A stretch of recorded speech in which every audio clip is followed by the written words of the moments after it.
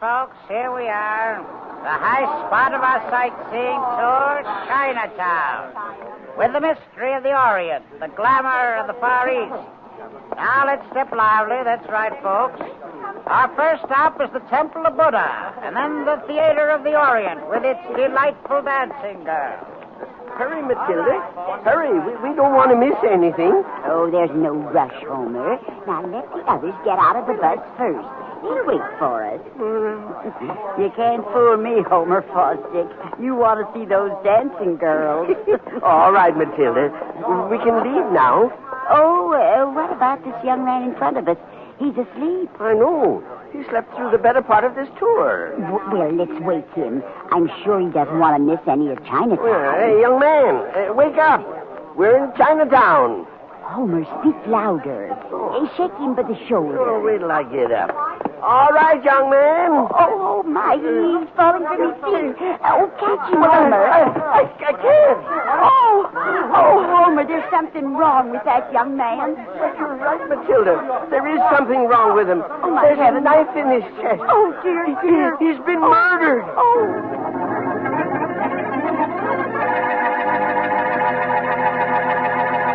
Want a beer with flavor? A flavor that's delightfully, deliciously different? Try that smooth beer. Try Champagne Velvet, the beer with the $1 million flavor. Thank you, my friend, for a very happy suggestion. It's worth repeating.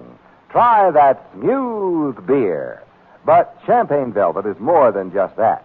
It's a beer with a rare and unusual flavor combination. It's bright and sparkling from foam to finish. It's light and lively with a clear, clean taste that makes you sure it's pure. And best of all, it has the rich, robust, and full-bodied flavor that stamps it as a beer of real premium quality. Premium quality that costs you no premium in price. Light and lively, bright and sparkling, yet just as smooth. What a flavor combination. And you're sure it's pure. And now on to Dick Calmer as Boston Blackie. Enemy to those who make him an enemy. Friend to those who have no friend.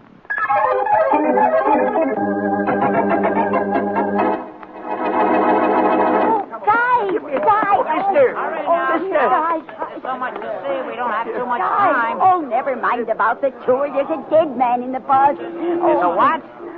That's right. He was sitting right in front of us, and somebody killed him. Yes. Are you kidding? Oh, instead of asking stupid questions, don't you think you should call the police? Yeah, sure. This is really a sightseeing tour.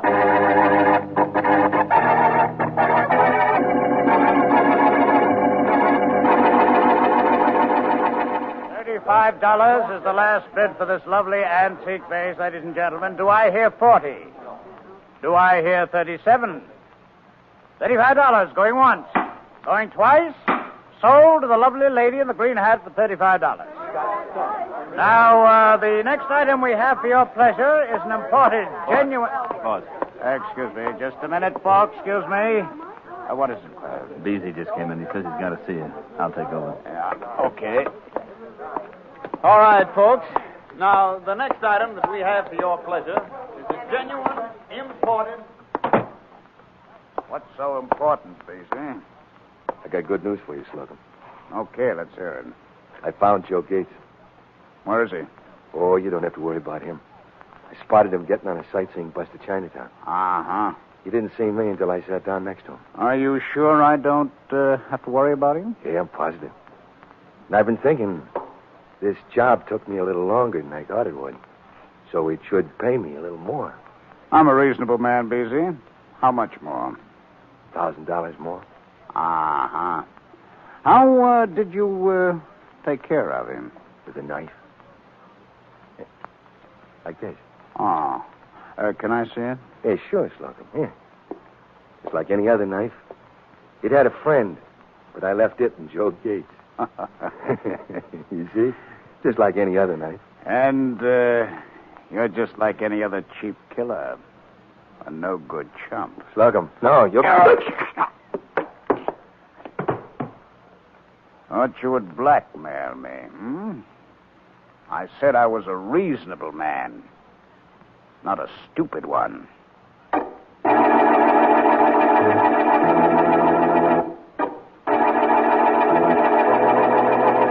Blackie. Yeah? What do you think? I don't know, Mary. Where would you get an antique chair? Gloria Stanton bought one, an authentic Louis XIV chair at an auction gallery for only $15. Oh, She was really? later offered $100 for it. $100 for a second-hand chair? Well, Blackie, it was an antique. Oh, I don't care what. Louis XIV sat on it years ago. Okay, but can anybody sit on it today? Oh, Blackie. Okay, Mary. Say, Harry Slocum runs one of those auction rooms. Who's Harry Slocum, friend of yours? No, he's a character who somehow manages to miss being put in jail. But he comes mighty close to it. And he runs an auction room. Yeah, as a front for something illegal. Oh? I don't know what it is. But, wanting to buy a chair will give me an excuse to snoop around Slocum's auction room. After all, how far apart can iniquity and antiquity be?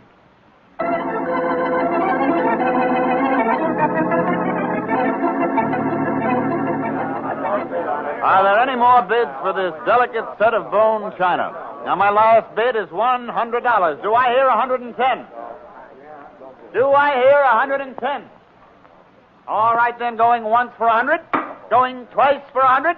Gone to the gentleman in the third row. Oh, good. Thank you. And that's all for this morning, folks. We'll see you again tomorrow.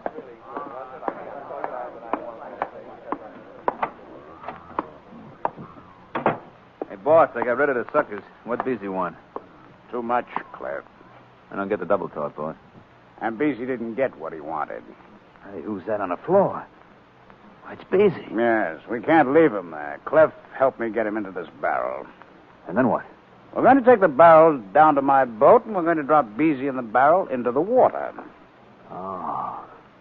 Any more questions, Cliff?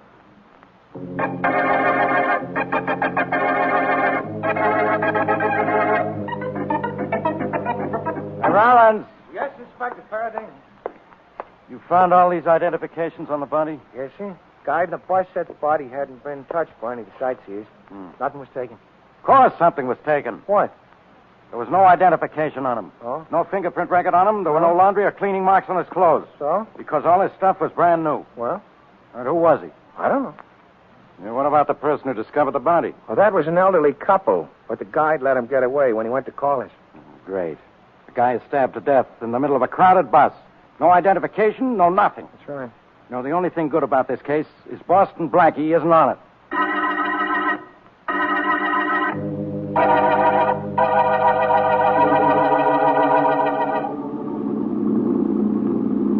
Hey, boss, how much further? A little more, Cliff. I want to get beyond the coast patrol. Oh, I don't like it.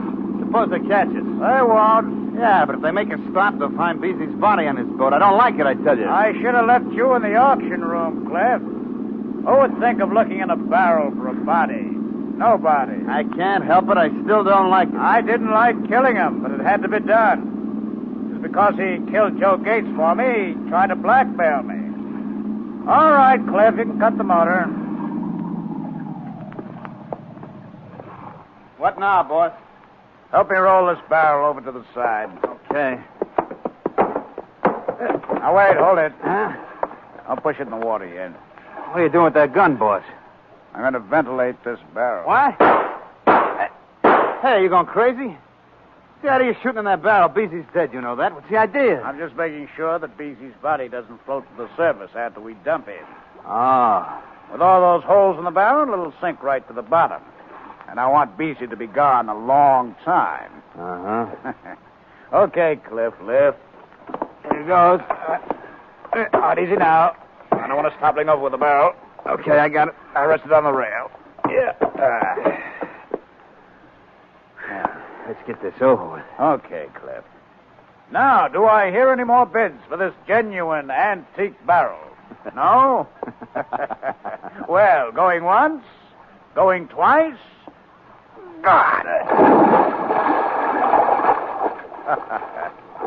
So long, BZ. All right, Cliff, let's get out of here.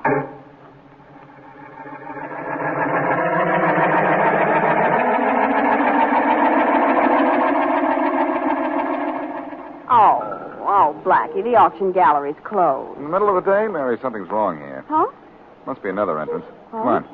Well, suppose somebody's in there. Well, you want to buy a chair, don't you? Well, sure. Oh, here's the side door. Oh, is it locked? Well, if it is, it's not going to be for long.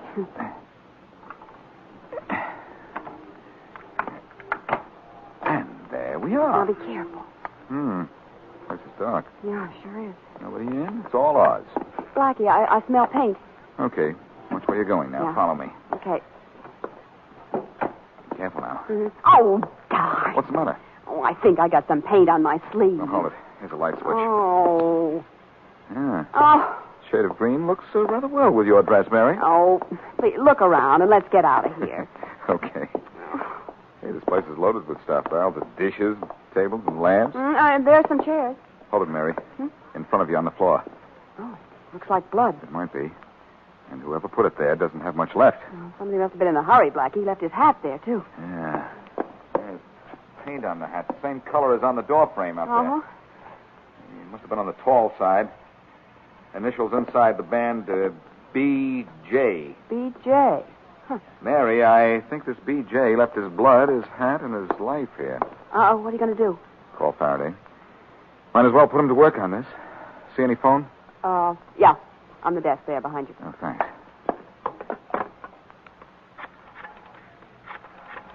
See anything else, Mary? No. No, I don't. Oh, nothing that'll help us, that is.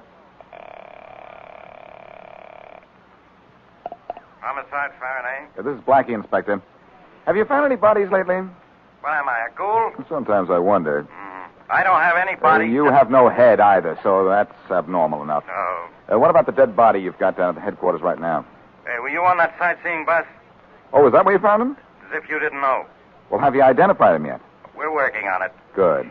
Look, Blackie. Faraday, his initials are B.J. Oh, that makes everything nice and easy. There can't be more than 1 million people with those initials. Well, look, you've got to do some work, you know. Oh, who else? I can tell you what the body looks like. He looks like he was dead. Okay, genius, I'm listening. He's about 6'1" and wears a hat size 7 1/8. Yeah, I got news for you, genius. What? The corpse is 5'4". His head size is 6.5. Huh? Goodbye, genius. I'm busy.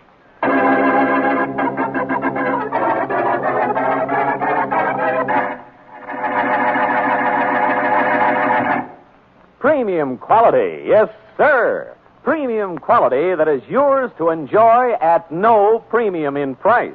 Now, that's something worth remembering. But every time you pour your glass of champagne velvet, you're reminded that you're enjoying a real premium quality beer at no premium in price. You know, of course, that more costly malt and grain, higher priced hops, and more careful and costly brewing methods are all a part of CV's famous $1 million formula. So CV has to have unmistakable premium quality. CV's flavor tells you all of that. It's bright and sparkling, light and lively from foam to finish, with the rich, robust, and full-bodied flavor of a real honest-to-goodness beer. Real premium quality beer. But that's not all. It has a clear, clean taste, given it by controlled aging. A taste that makes you sure it's pure. And it's smooth, smooth, smooth. Just as smooth. And now, back to Boston Blackie.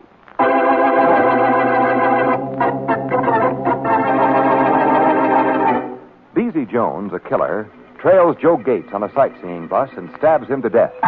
When Beezy tries to get more money for the job from Boss Slocum, owner of an auction room, Slocum kills Beezy and dumps him in the ocean.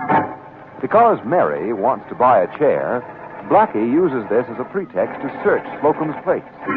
Blackie finds a puddle of blood and a hat with the initials B.J.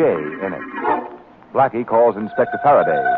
But Faraday is working on the murder of Joe Gates, and Beezy's death has not as yet been reported. As we return to our story, Homer and Matilda Fosdick, the elderly couple who discovered Joe's body on the sightseeing bus, are coming to see Inspector Faraday. Hey, come along, Homer. All right, Matilda. Inspector Faraday's office is right down here, this corridor. Oh, Matilda, do you think we should? Oh, it's our duty. Well, I suppose so. Murderer running loose, and we must help the inspector catch him. Well, I hope we do. Here's the office. Come in. Inspector Faraday? No, he isn't in just now. Then what are you doing in his office? Well, I'm waiting for him. Can I help you? Well, we're here to see the justice is done.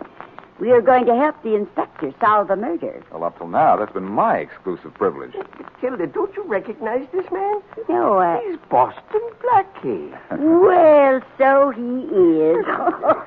Wait till the girls in Cozy Corner hear about this. You must be helping the inspector find the murderer of that nice young man on the sightseeing bus. Oh, were you on that bus? Oh, we sat right behind the young man. Yes, and we were the ones who discovered he was dead. Yeah. Now, we figured that young man must have been stabbed to death by the fellow sitting next to him. Well. And we saw that other man. Didn't we, Homer? Well, we certainly did. You saw the other man? Did you get a good look at him? I should say we did.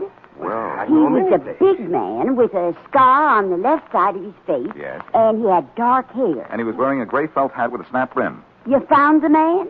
No, just a hat. Oh. Now, think hard, will you please? Did this man with the scar have bushy eyebrows? Yes. Blackie, you know the killer. I think I do. He's Beezy Jones. He's a cheap hood. Cheap hood. See, Homer, see? I told you we'd help solve the case. Well, Isn't that right, Blackie? not quite. You see, somebody killed Beezy. Now we have to find the killer's killer. Oh.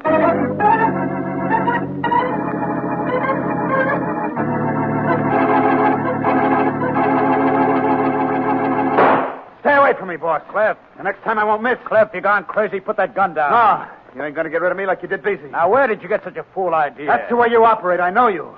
First Beezy kills Joe Gates, and you kill Beezy, so nobody can trace it back to you. So what? Now you're going to kill me because I know about Beezy and Joe. Now, don't be a sap, Cliff. I need you. Yeah. I trust you. Put that gun down. Ah, no, you're not going to stuff me in no barrel. Oh, of course I'm not now, Cliff. Go on, put that gun down. Oh, no. You're my right-hand man, Yeah. Cliff. I trust you. Sure. I need you, Cliff. Well, that's better. I don't know. Cliff, I couldn't kill you. After all, I don't have Joey or Beezy anymore. That's right. You're my right-hand man. I'm the only one that's left.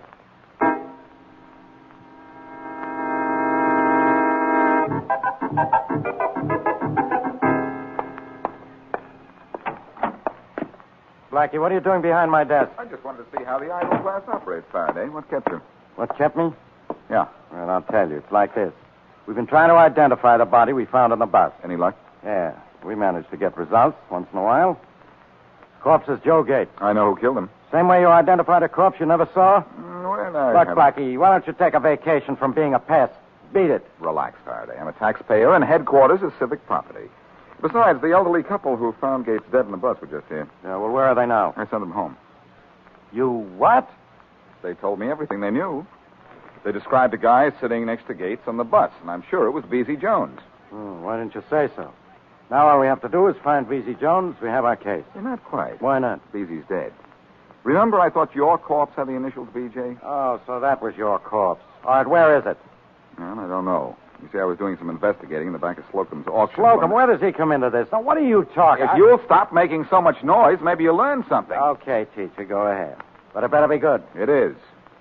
I found blood in the back of Slocum's place, and near the blood, a hat with the initials BJ in it. Yeah, so? So, Slocum is supposed to be running a legitimate auction room. Yeah. But I think it's a front for stolen goods. There's your case, Faraday. Where? Gates tried to pull some kind of a stunt, so Slocum hired Beezy to take care of him. And then Slocum killed Beezy. Yeah. It's all tied in with this racket in the auction room. Yeah. Why don't you investigate Slocum's place, Faraday? Maybe you'll find auctions speak louder than words.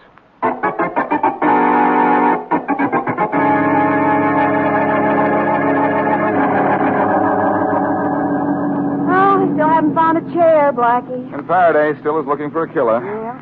Look, Mary, I think I can wind up this case, but I need your help. How about it? Well, I did want to get back to my place and change this dress. Well, what do you want me to do? You ought to go to Slocum. Yeah. And pose as Beezy Jones's girlfriend. Just call me Mabel. Well, that's the idea. Yeah. Tell him Beezy told you all about the racket, the auction room being a front for stolen goods, and so forth. And Beezy taking care of Joe Gates, of course. And tell him Beezy kept a record of all his work. You mean a diary? Yeah, some sort of a little record book. And he's left it in your apartment, just in case anything happens to him. Yeah, I get it. Now, your job is to get him to come to your apartment after that little book. Oh, yeah. I'll do the rest.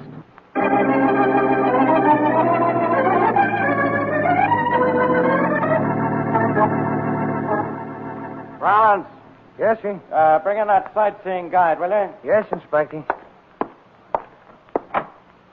Okay, you. Come on in. Yeah, sure. Gee, Inspector, I'm sorry I haven't been able to tell you more, but I couldn't help it if those people ran away when I went to call you. Sit down. Yes, sir. Now, as I... Okay. If you saw any of the people who were on the bus, would you recognize them? Oh, I sure would. I got a photographic memory.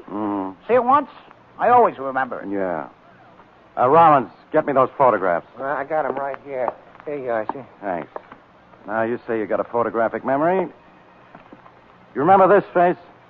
The man with the scar? Yeah, right here. Yeah, he was on a bus. He sat right next to the guy who was killed. Okay, you can go now. That's all? Yeah, thanks, and so long. Oh, you're welcome.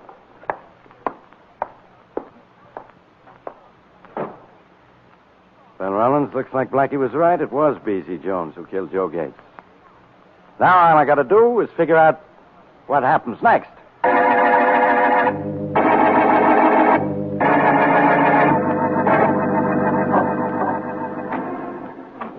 Can I help you, lady? I'm looking for Mr. Slocum. Well, we're not open for business today. Tomorrow. No, my business is private, and it can't wait. Oh. Well, down there, his office door is open. Thanks. Hello? What do you want? Mr. Slocum? Yeah. Beezy sent me. Come in. Close that door. Okay, now what's your story, sister? My name's Mabel Warren, and Beezy and I are going to be married. And he said he was coming here this morning to get paid for taking care of Joe for you. How did you know Let that? go of my arm. Beezy told me everything. He even kept a record of all his deals. You don't say. And I got it. Just in case anything happens to Beezy. You almost had me fooled. Huh? You've been here before. That green paint on your sleeve. You must have been around this morning after Beezy and I left. I don't know what you're talking about. I do, and I recognize you. You're Mary Wesley, Boston Blackie's girlfriend. Oh, Cliff! You're crazy. Call me, boss? Yeah, I got a job for you. Well, I'm still painting that chair. I can wait. Let go of me. I'm not Mary Wesley. I told you my name was... Take it easy, Miss Wesley. Just a Cliff, minute. this is Boston Blackie's girlfriend. What? I want you to take care of her. Oh, no. Cliff, I'm the boss, remember? I don't care. I give the orders. After all, you're my first assistant, and I trust you, remember? Here's a gun. I don't kill no dames, boss. That's out. Anything but that. It's either that or nothing, Cliff. I don't kill no dames. All right, then here goes nothing. No, boss, no! You killed him. You shouldn't have said no to me. I'm the boss. You see, I give the orders. Don't try to get away. Well, what are you going to do? First, you're going to help me get Cliff's body in a barrel and onto my boat. Oh, no, look. I got Beezy's diary in my apartment. Stop that, kid. We're not going near your apartment. This is one of Blackie's tricks. But, brother, did it backfire?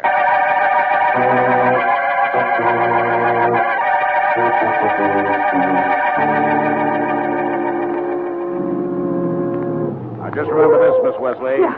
I'm not afraid to use this gun, so don't try to run. Blackie will take care of you. Blackie is in your apartment waiting for me to show. Oh, yeah? You didn't fool me. Oh. Now, let's get the barrel out of the side of this truck. Come Go on, of hurry me. up. I don't... Now, grab one side. Go on. You're out of your mind. Is that bad? All right, now lift. I can roll this barrel down the gangplank and on the boat myself, so I'll take care of you right now. Oh. Nice of you, Slocum. Blackie! Oh, Blackie, am I glad to see you. But look out, he's got a gun. Yeah, and I can use it too, Blackie. Give you a chance to show me. No! That takes care of Slocum. Yeah. He's pretty draped over that barrel. Oh, he sure does. Are you all right, Mary? Yes, Blackie, but how did you get here? You were supposed to meet me at my apartment. Well, when you left, I remembered the pain on your sleeve and realized that if Slocum saw it, he'd put two and two together. He did, Blackie. He wanted one of his gunmen, Cliff, to kill me, but Cliff wouldn't, so Slocum killed him and stuffed him into this barrel. It was awful. Now, take it easy, Mary. Yeah. How did you get here? Well, when I realized what might happen, I got down to the auction room just in time to see you drive here with Slocum. Oh, boy, am I glad you did. What do we do now? Call Inspector Faraday and tell him we have his killer over a barrel.